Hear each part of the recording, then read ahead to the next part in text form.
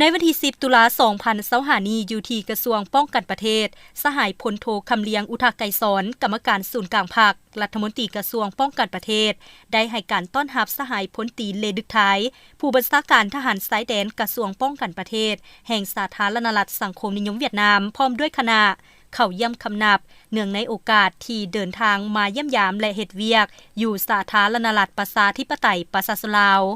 โอกาสนี้สหายพลโทคำเลียงอุทาไกรสอนได้แสดงความยินดีต้อนรับอย่างอบอุ่นต่อการเดินทางมาเยี่ยมยามและเฮ็ดเวียกอยู่สาธารณรัฐประชาธิปไตยประชาชนลาวของสหายพลตรีเลดึกท้ายพร้อมด้วยคณะในครั้งนี้ซึ่งเป็นการเพิ่มพูนคูณสร้างสายพัวพันธ์ความสามัคคีพิเศษและการร่วมมือหอบด้านระหว่าง2พรรค2รัฐ2กองทัพและประชาชน2ชาติลาวเวียดนามลาวเว้ารวมเว้าเฉพาะเพื่อสืบต่อเพิ่มทวีในคงเขตเวียกงานรักษาความสงบเรียบร้อยตามสายแดนลาวเวียดนามลาวเป็นต้นแมนการแก้ไขปัญหายาเสพติดปัญหากลุ่มคนบ่หวังดีเคลื่อนไหวโฆษณาบิดเบือนต่อแนวทางของภาครัฐและปัญหาอื่นๆที่เป็นนอแหนงในการก่อความบ่สงบ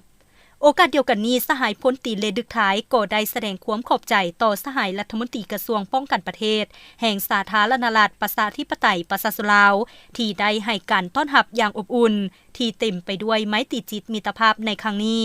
ทั้งเป็นการเสริมขยายสายพัวพันหัวมือระหว่าง2กองทัพลาวเวียดนามลาวให้มีความแน่นแฟ้นยิ่งขึ้นพร้อมนั้นก็ได้รายงานผลการพบปะ2ฝ่ายกับกองบัญชาการทหารสายแดนกองทัพประชาชนลาวให้สหายรัฐมนตรีกระทรวงป้องกันประเทศแห่งสาธารณรัฐประชาธิปไตยประชาชนลาวได้รับทราบตื่มอีก